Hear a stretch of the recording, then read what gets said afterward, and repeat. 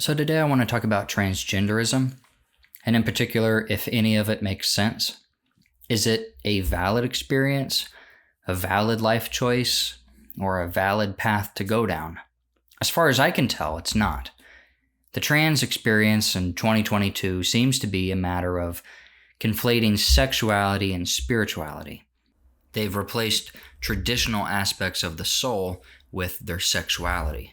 It's replaced their personality, their religion, their soul. Their very essence has become based around their sexuality. But they don't even talk about the sexual aspect of it anymore. It seems to be a personality type, or your innermost person. It's long since dropped the morality or logistics of who you're banging and in what way. That's all besides the point. And since this seems to be a pretty serious life-defining choice, it would seem important to decide whether or not the whole concept is based in reality.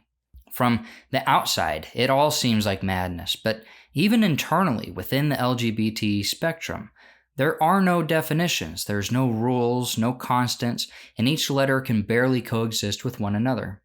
Douglas Murray, for example, has pointed out that the G's say that they just want to be like everybody else.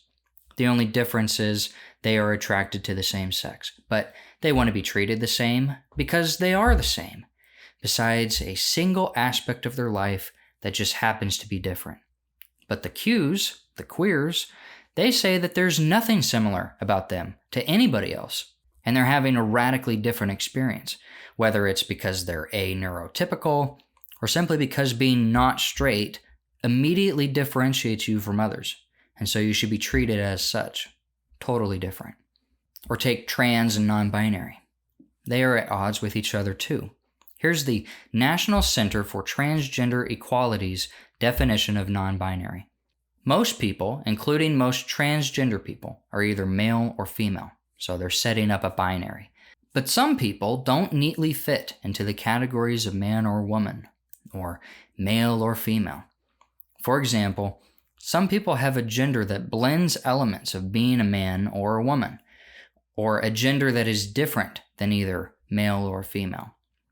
Some people don't even identify with any gender. Some people's gender changes over time. People whose gender is not male or female use many different terms to describe themselves, with non-binary being one of the most common. Other terms include genderqueer, agender, bigender, and more. None of these terms mean exactly the same thing, but all speak to an experience of gender that is not simply male or female. Now this makes gender this flimsy, nondescript, worthless definition that allows people to say that a man is still a man even though he wears a dress or has lipstick or heels on or, all while having a beard. It's a costume that doesn't follow any of the standard rules for what you're dressing up as. Its only rule is that there are no rules. There are no stereotypes. There are no binaries. There are no defining features of women or men. And just for an example, I'll read you something I saw on Twitter. I turned 13 years old in 1998. I lived in a medium-sized town in a blue state, and I was miserable because I knew that something was different about me. But I didn't know what it was. I didn't have a name for it. I didn't understand. I was, quote, unquote, a girl, I guess. But it felt strange. Like a Halloween costume. One of those cheap Party City costumes. Entirely and obviously fake. But all I knew was the costume. All I knew was the cheap, scratchy discomfort. You see, that's how they phrase it. They phrase it as a costume. So I'm not too far off in what I'm saying. However, trans people follow all the rules. Trans women are women, they say. Well, what is a woman? Nobody can answer that, except they know what the costume is, and they strictly follow the rules of the costume. They talk in a feminine voice. They dress exactly how a woman dresses. They grow their hair out. They get on hormones. They shave their Adam's apple. They are desperately trying to conform to the stereotypical definition of a woman that we all know. They are obsessed over fitting within one of the two binaries. This is why the LGBT movement can't define a woman, because the two things, transgender and non-binary, are at odds with each other. And if you settle on one standard definition, that is to say that a woman is definitely this, well, then you'd have the non-binary people mad at you. And if you say that women have nothing to define them, well, then transgenderism is rudderless. So they bury it deep under the various mantras they have. Love is love. I was born this way, or I feel like this or that, and so it's completely validated. Sam Harris says that the groves of faith are surrounded by a forest of non sequiturs, and that's exactly what they're doing here. They cover up all the flaws with meaningless slogans. The best I can tell, the only proof they have that transgenderism is a thing is based on the feelings of an individual. Now, this immediately puts it on the same shaky footing as UFO and Bigfoot sightings, testimony of miracles happening, wives' tales, and rumors. It's anecdotal. But can that actually be true? Is a man a woman just because he says he is? Can someone abandon their gender completely? Is it a spectrum? Well, I want to look at two things, this nature versus nurture dichotomy. So let's get into nature. Can a man really be a woman? Surely there is something to being a woman, certain prerequisites that must be fulfilled. J.K. Rowling would say, yes, there are. Giving birth, having your period every month, having a body and bones that are uniquely female, viewing the world through the perspective only your female brain can give you. Maybe that's feeling unsafe walking through a poorly lit parking garage, or worrying about someone spiking your drink. All those things are experiences that a man can never experience, no matter how many surgeries he has or how long he practices talking like a girl. Is being a woman only down to if you have reproductive organs or not? Of course not. Not all women have kids, but every person who has had a kid is a woman. In just the last 100 years, women have given birth 8 billion times, and never once was it a man who did that. So, glad we could clear that up. I'll bring something up I've heard Sam Harris talk about in regards to consciousness. He says that there is an experience of being a bat, that a bat is a conscious being, and there must be some experience that it's having. But to bring it around to the topic at hand, you cannot actually be a bat if you just close your eyes in a dark room and drink blood. That is not enough to make you a bat. There is something that it's like to be a woman. It is a unique, conscious experience that men will never be able to experience, no matter how hard they try. Whatever your personal feelings are, you were born as you. If you were born a man, then you are a man. And if they were to dig your bones up 1,000 years from now, we would know that you were a man, regardless of whatever mental parasite you suffered from when you were alive. Now, this is important because the whole argument is that they were born in the wrong body. They were supposed to be a girl. But the fact is, they weren't. That has to count for something. The fact that you weren't born as a girl is important here. The Hummer H2 may want to be a little Mazda Miata, and it can go through all the rebadging and paint schemes, and it can do little things here and there to have elements of a Mazda, but it will always be a Hummer at the end of the day. You can wish you were a superhero. You can dress like a superhero, but all of that ignores the fact that you are not a superhero, and you weren't born as one, or born into a universe where being one is a possibility. And you don't become a superhero by saying insane things like, well, non-superheroes are superheroes, or pretend superheroes are superheroes. At the end of the day, it is a rejection of the reality that you were born into. As I stated at the start, I believe that the trans experience is a quasi-religious one, and that trans people behave in the same way people do as when they're in a cult. And they behave the same way when they leave a cult and when they detransition. I believe they become trans for the same reasons they join a cult. They're young, they're impressionable, they're weak, they're vulnerable, they have a traumatic past, maybe their parents drag them into it. I think they transition because they want a community.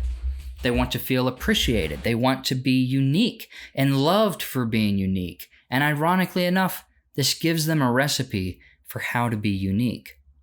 And on top of all of that, if anybody disagrees with your choice, they're literally Hitler, and you're the next civil rights victim. There's other things going on too. As Abigail Shrier pointed out in her book, there's been a huge increase in teen girls transitioning, when historically it's been boys and young men who have transitioned. Why the sudden change?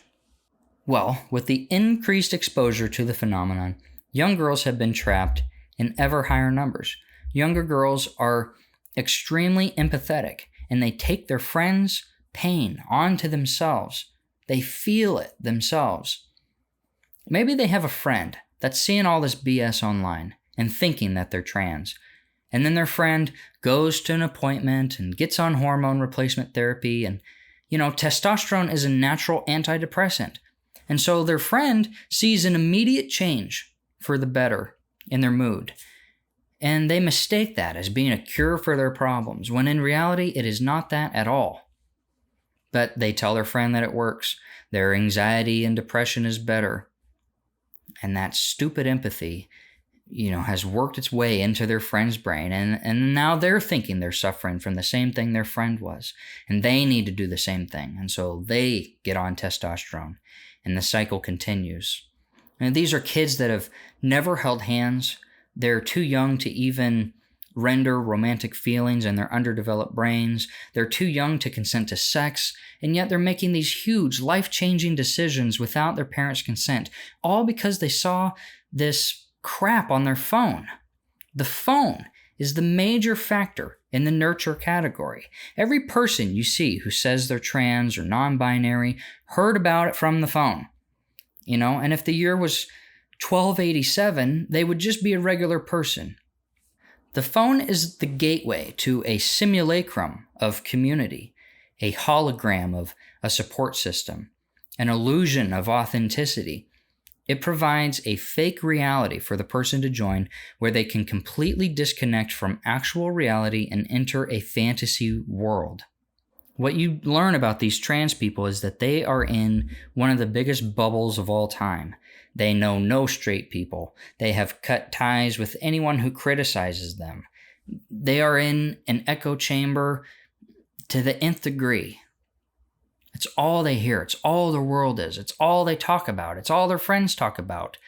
It defines them. It's all-consuming, all because of the phone. The phone is doing all the work here. It's incentivizing people to make decisions they would have never made before in real life. It's, if you just exist in real life, if you're just Amish, well, then you're never trans. If you're chronically online, or if you're into anime, or you're autistic and you're always online, well, then you have a higher chance of it. Because it's the gateway to this fake reality. We have completely abandoned counseling, conversation, sanity, and we've went with the affirming, blow smoke up their ass method, which, as you can see, is what the insane left wants because it's breeding more radical Democrats. It's not based in reality. It's a form of make-believe that has been pushed on people, and they've used the usual tactics to scare the sane people into keeping their mouths shut, while they push more and more stupid people to destroy their lives. They refuse to promote people who detransitioned, who put holes in their theories, who exposed the whole system of affirmation that destroyed their lives, when they were just kids. I saw a clip of Dennis Prager on Bill Maher in 2019, where he was saying that the left was taking the trans message too far. He said that people are claiming that men can menstruate, and he was endlessly mocked for that. That wasn't true. That wasn't happening. The members of the panel, well, they'd never heard that, and it was so unbelievable that they refused to believe it. But you know what? Dennis Prager was right. And to quote Academic Agent, there hasn't been a single right-wing moral panic in the last 300 years that wasn't 100% vindicated in the fullness of time. If there is a silver lining to any of this, it's that transgenderism proves that the slippery slope is absolutely real, and that we tell mistruths at our exceptional peril. And we avoid unpleasant truths at our peril as well, because they spiral out of control faster than any of us could imagine. I remember hearing in church that sin will take you farther than you ever wanted to go, and it will keep you there longer than you intended to stay, and it will cost more than you expected to pay. Gay marriage was legalized in 2013, and in less than 10 years, we are now teaching children how to have anal sex in school, how to tuck their penises, and 20% of Gen Z identifies as something on the LGBTQ spectrum. I would say that that is the steepest and slipperiest slope there is. How do we get out of this retarded death spiral we're in? I have no idea. I've tried to think this through 1,000 times. I've tried coming up with ways that are legal, that respect civil rights, that respect human rights. And in the end, you only ever come away with the conclusion that it will only go on and that human rights are overrated, civil rights are overrated, and that what we need to do to these people is... Whew! Glad I got that off my chest. I've been wanting to say all that for a very long time. Hopefully that made it into the video. Anyways, if you enjoyed this video and type of content I'm making, consider giving this video a like or maybe subscribing. It helps out the channel a lot and it continues to motivate me to make more videos. I'll see you all in the next video. Peace.